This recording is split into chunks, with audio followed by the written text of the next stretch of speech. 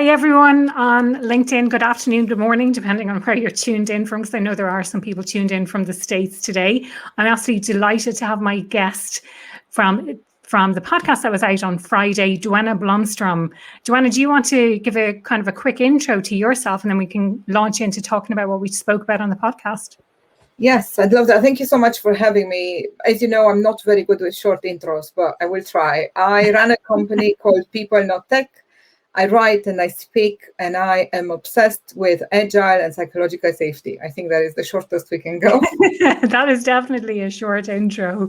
And it was particularly, I've been following you on LinkedIn for quite a while now, but we connected over something in relation to imposter syndrome. We had a wonderful call, and then we recorded the podcast a few weeks ago, which was all about psychological safety, which is something that comes up again and again on the podcast. So for anyone listening who maybe has a vague idea of what it might be, do you want to describe what psychological safety actually means at work? Yes, absolutely. So psychological safety is a concept that has been studied a few tens of years ago for the first time. It has been discovered around, some sources say the 60s, some sources say before that, but it hasn't really been brought to life until an amazing lady called Amy Edmondson, Professor Dr. Amy Edmondson from Harvard, has spent most of her career studying the phenomenon. And what it is essentially a team dynamic, a group behavioral norm. It's that time when team members are able to relate to each other, to communicate to each other, and to kind of bring their full selves at work without fear of repercussions, meaning they can be free to take what they would otherwise perceive as a risk simply because they have this sense of team trust. Yeah, I really like that concept, and I can so relate to it. So it's kind of, if someone says to you, like, do you feel safe with the team that you're in? I think people can really relate to that. Like, can you feel free to be yourself, to bring your whole self to work, to ask what might be perceived as a silly question or something like that? It's all of those things that you think, I better not say that, I better not speak up. And I know that you talk as well about the different types of fears that we have in relation to psychological safety. Do you want to kind of touch on those, and then we can dive a bit deeper into what you do?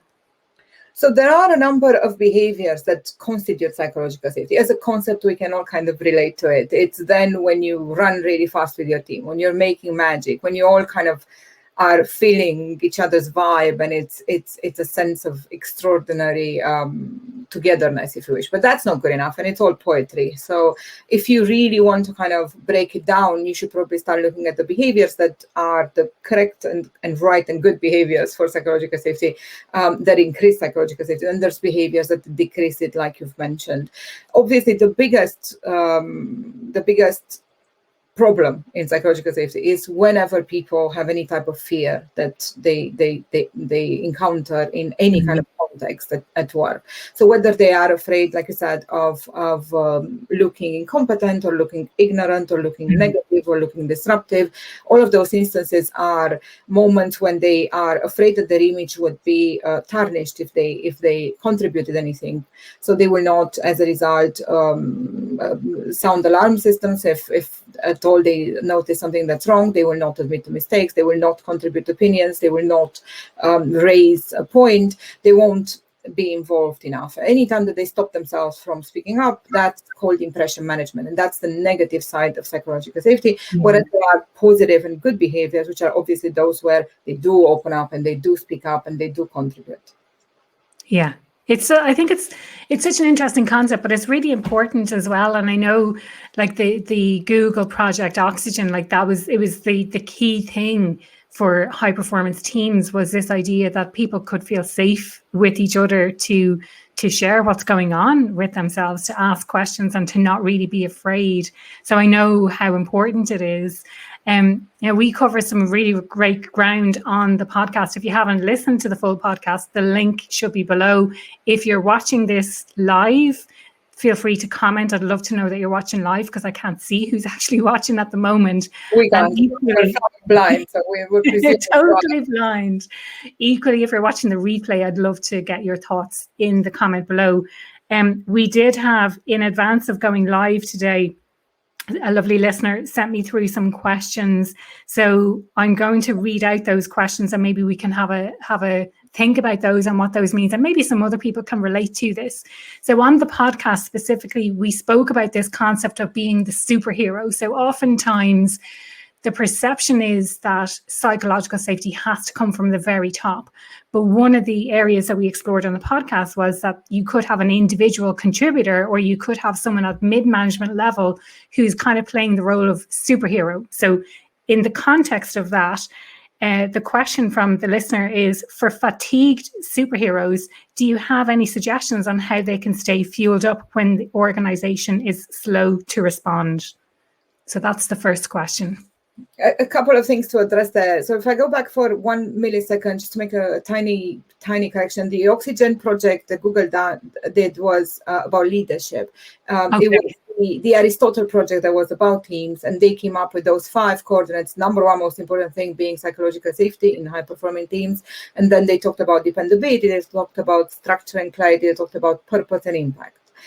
So that was in Project Aristotle, and as you say, and it's a really important point, and we talk about it on the podcast. But it's when it all comes together and when it becomes a lot more tangible to technology companies. Now, for the question, finally, I'd like to clarify that we're not saying it needs to be a certain individual carrying this, but as with everything that's a new type of concept that takes a lot of work, the idea that we can be human enough that we should demand to have a happy, healthy team dynamic that makes us performant is unfortunately a new topic for most of us at work. So in that case, it needs advocates, it needs people that will fight for it. And these people are who we call the superheroes. And again, they can be at any level of the organization. We've had people that were not even team leaders who are able to carry it. And then we had people who are CEOs that were able to carry it. And then we had people in between who were enough of a warrior and of a superhero. Now, for the question finally, cape fatigue is what it's called. Unfortunately, it has an actual name. And the only advice I have there, really, and I don't know if it's functional, because it's a very personal choice to be that type of a martyr, is to attempt to work harder on your own resilience, meaning there's a number of techniques out there when it comes to positive psychology and the science of well-being, where people can voluntarily increase their resilience. And then at the same time, try to bring just your team, just your bubble along. That's kind of the way to go, because as soon as these people are coming along, that's a lot more momentum that you could be having on your own. And the beauty of it is, if you do this in a smart fashion, if you find the behaviors that truly modify the dynamic of the team and people start seeing results, they will gladly come along. So you won't be a lonesome superhero anymore. You would have built an army out of your team. Yeah. I mean, it sounds like, both of those I think are really great approaches. So on the one hand, it's building up your own resilience to be able to cope with dealing with a psychologically unsafe environment, which I think I certainly can relate to that in past work experiences. And I'm sure a lot of people who are listening today can relate to that as well. The other thing that is related to that is this idea that it's building that army. So getting supporters around you. So getting other people to buy into these concepts by spreading that message and getting support from other people who have the same kind of ideas and passions that you do. So the second question then is, if assessing whether to join a new organization, are there a few key indicators that reflect where they are at in terms of actually having high performing teams and psychological safety? So I suppose if you're in the position where you're looking for a new role, how do you assess that in an organization that you're about to enter into? And I think that is really, really important as well, to be able to assess, for want of a better word. And I know interviews these days, like previously, it was all very much you're going in almost begging for a job, but now it's very much a two-way street, where it's like you're getting to know the interviewee is getting to know the employer and what it might be like to work in that organization, and it's a choice on both sides. So any thoughts around that, how to assess as an individual whether you're entering into a psychologically safe environment? I think that's a very lofty description of a two-way interview process. I wish that worked that way, because if you stop to think about it, the people you're having an interview with are in a PR role and less so in a very honest role. Yes, no matter what. unfortunately. It's hard to count on it. But look, I've been speaking about this concept of, and we talk about it on the podcast, of this concept called the human debt, which is the equivalent of technology debt, but for humans. All of the corners we've cut in regards to making our humans happy at work, and how to kind of turn that wave around. So we talked about it quite a lot. I won't go back into that a lot, but I will say that recently I've been spending quite some time trying to figure out if there is a way to create, if you wish, a human debt audit, or some type of a human debt index, or a way of knowing kind of how much of this debt exists in the organization I'm joining. Because whether or not the team you join has psychological safety, you cannot and will not know until you have become part of that team, because your presence alone and your new project alone could change that dynamic. Psychological safety is a very fickle, very easily influenceable state of dynamic of the team. So it doesn't say much. Whether or not they're performing, you can check. It's a good bet that they are more performing if they are in a human-centered organization, like some of the Silicon Valley guys that are smart enough to have built everything around humans. It doesn't make them perfect, and there's plenty of places that are talking about psychological safety and they're not really delivering it in practice. But so looking at overall performance is one way. Trying to get as close to the team as you can, but again, that even if you were able to run the most exact of assessments on that team at that time, it won't tell you anything as to how you're going to perceive it once you're in there. But you can check if they have a culture of learning. You can figure out from their rhetorics how they really feel about failure. You can figure out from their rhetorics if they are human enough that they talk about emotional issues. And I don't mean that in a very dry and PR-driven, we should all be politically correct with these topics, but in a very genuine, do they know each other? Do they care about each other? And you can kind of gauge that from even seeing social media interaction from some companies. But there has to be a way that we can do this assessment better. Just today, I wrote in one of my newsletters a really long and probably cumbersome, because it's just my thoughts as they were coming, article about producing such an if you wish, an assessment, an audit, some type of a check of whether an organization has it or not. And the reality of it is, if you feel that organization has too much human debt, it doesn't even matter if the team in itself has psychological safety right now, because it's not a sustainable organization. Yeah. And this I think the really interesting thing, because I suppose coming at it from my interest is in this idea of fit and creating the right fit. And I know from our discussions previously and from articles that I've read that you've written, it's kind of, you started with how do we hire the right people, but it's not necessarily about hiring the right people. It's about that team dynamic and how safe people feel with each other. And it being a dynamic means that it changes all the time. It's susceptible to change, but what that process is over time and what you need to do in order to build that sense of psychological safety is kind of where you come to the fore then. Precisely. That is, if you wish, the key of the issue, which is psychological safety is ever changing. It changes with circumstances, it changes with the interaction between people, but there are aspects of that interaction which you can and should intentionally work on as a team, in just the same fashion that you would work on yourself if you notice you have a phobia or you need to correct a certain behavior that's making it difficult. That same way you can correct some of the behaviors that are impeding psychological safety, or you can cultivate the behaviors that are essentially helping psychological safety. And I always say this, there are things out there that you can buy, including software that we make, but you can even do this by hand or pen and paper if you wish. A lot harder, I will admit, that for those people that we meet. Yeah, the analog version of it. the analog version of it is a lot more work because you need to do those moments of observance continuously. Whoever you are in the team, you have to continuously be aware and awake and in every interaction. So you kind of gauge exactly what's happening and then attempt to kind of go through this checklist in your head, how many good behaviors, how many bad behaviors, and you'll still be slightly off because you're not in your coworkers' heads, no matter how much you want to read their mind, but you can still start on some of this work. Obviously, as we progress and as you need more, you probably need our tool or a tool like ours, which is able to kind of ask those people and check their actual behavior and then present that in data and offer suggestions in terms of what they could be doing to better that behavior. Yeah, brilliant.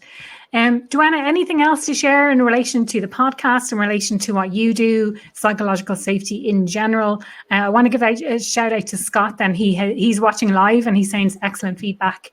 What we presented around the questions and things like that. So thank you so much for that. And feel free to talk about your book as well. Oh, yes. I sometimes forget. I either forget about the software or forget about the book. One of the two. Thank you for that. So it in Europe and the UK, the book published last month. In the US, it's publishing next month, I believe. And it's called People Before Tech, The Importance of Psychological Safety and Teamwork in the Digital Age. What the book is trying to do is essentially bridge between these two different bits, if you wish. There's two different parts that should really be a whole, and those two parts being the Agile/DevOps community and the people/business community. And that between HR and technology, there's a gap in the middle, and that's where you form more and more technical, the technical equivalent, which is human debt. So unless we manage to bridge that, and unless we manage to put these two parts together and the two of them create the conditions for people to have a happy work dynamic, we're not going to be achieving the performance that Agile and other fast-moving technology delivery methods are promising. Yeah, well, that's it. I mean, the other interesting thing that, and we did talk about this on the podcast, was if you can't get this right, it just you end up broken. So it's not a case of you have a terrible retention issue because people are leaving. It's that people are staying, but they're completely disengaged and they're not really performing. So like you might not notice it straight away, or you may notice it in KPIs and things like that.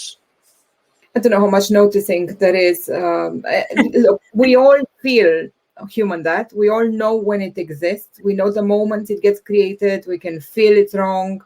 We know we've cut a corner. We know someone didn't take care of us. And we all still carry on, hoping that it will kind of dissolve. But just like technically that, it doesn't dissolve. It doesn't miraculously disappear. So this is kind of the equivalent of a refactoring moment when it comes to the workplace. So just as you'd have to kind of redo half your code because you've taken too many shortcuts back in the day, this is the same equivalent to the human work. Both you need to discuss where you're doing that work, what work you're doing, and what people are doing that work. So that's this refactoring moment of post-COVID, and I hope that everyone kind of grabs it and makes it a serious ticket on the backlog. Yeah, that's it. I think COVID has given us an opportunity more than anything else to have a look at how we are working and to address any issues that might exist, whether that be psychological safety, flexibility around working, gender issues, all of that kind of stuff. Brilliant. Anything else that you'd like to share before we wrap things up today? Gosh, I'm not very good at extra either. Not at intro, not at extra. I think we covered a lot of ground already, so it's no problem whatsoever. Please listen to the podcast. I feel like we had a lot more momentum and vibe during the podcast than we do today. So we promise it's even better than this conversation. Definitely. But also, I write 3 times a week, Monday and Tuesday in something called Chasing Psychological Safety, and then Wednesdays in something called The Future is Agile. So subscribe to those things. And yeah, other than that, come talk to us if you're working on psychological safety yourselves. We have something going out for now, which is a promotion where people can get it for free for a few weeks, just to kind of push some organizations into the right refactoring. So have a chat with us, and you can find me on LinkedIn. Happy to add anyone who wants to chat. Brilliant. Love that idea. Thanks everyone for tuning in today. As I mentioned, the full podcast, the link to the full podcast is in the comments below. So if you haven't checked out the full podcast, we cover a lot more ground, then please go ahead and check that out. Thank you so much for having me. Thanks for being here.